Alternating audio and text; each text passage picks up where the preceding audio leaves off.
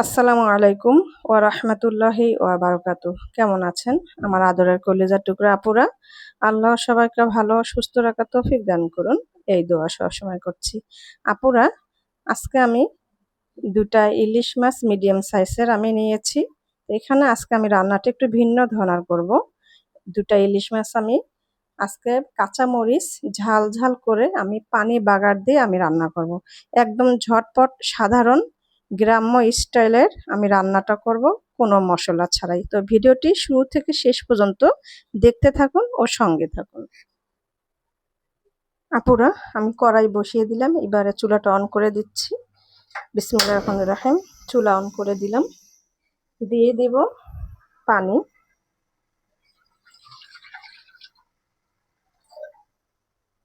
আর একটু পানি লাগবে।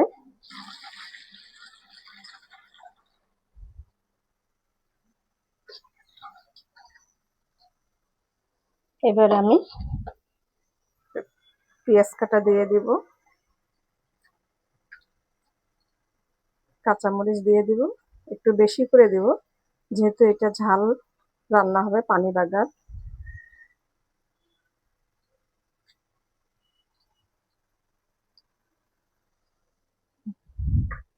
দিয়ে দিব একদম হালকা একটু সরিষার তেল, বেশি একটা দিব না।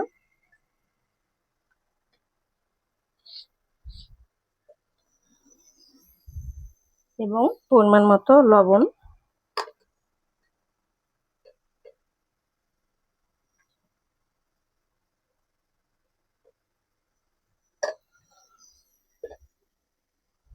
ও সামান্য একটু হলুদ গুঁড়ো দিয়ে দেব।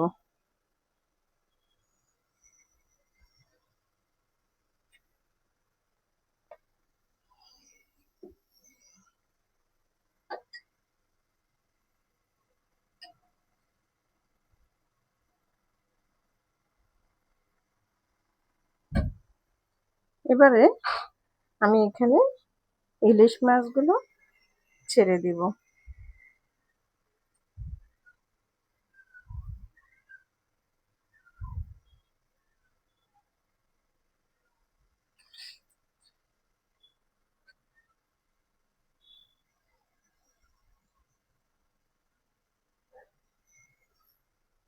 একদম এই রান্নাটা অনেক তাড়াতাড়ি একদম ঝটপট হয়ে যায়। আর এই পানি বাগার ইলিশ মাছ রান্নাটা কিন্তু অসম্ভব মজাদার।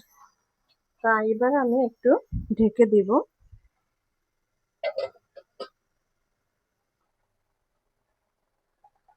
আপুরা দেখুন, বলক উঠে গেছে।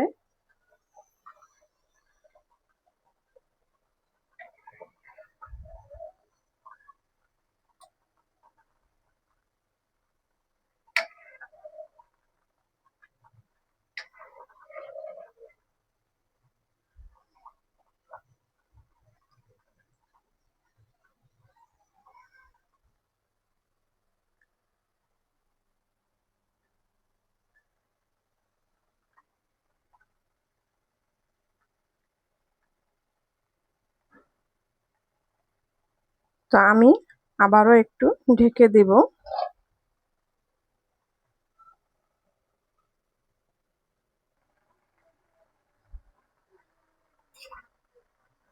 দেখুন আপুরা, এই পানি বাগার ঝাল ইলিশ রান্না অনেক মজাদার, কিন্তু দেখতে একটু অন্যরকম হলেও খেতে কিন্তু অসম্ভব মজাদার। আপনারা এইভাবে এই কাঁচামরিচ দিয়ে একটু ঝাল ঝাল করে পানি বাগার দিয়ে রান্না করে খেয়ে দেখুন, অনেক মজাদার। আপুরা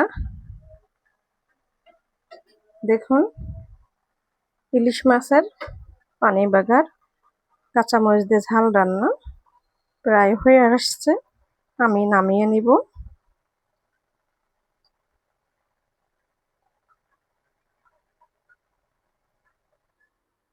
আপুরা নামিয়ে নিয়ে আসলাম কাঁচামরিচ দিয়ে পানি বাগার ইলিশ মাছের ঝাল রান্না।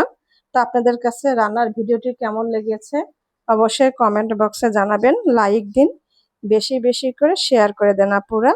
দোয়া চাই ছোট্ট রান্নাঘর চ্যানেলটিকে সাবস্ক্রাইব করতে একদমই ভুলবেন না। যারা নতুন আপা দেখছেন পাশে বেল বাটনটি ক্লিক করে আমার ভিডিওর পাশেই থাকুন। সবাই ভালো থাকুন। আল্লাহ আপনাদের পরিবার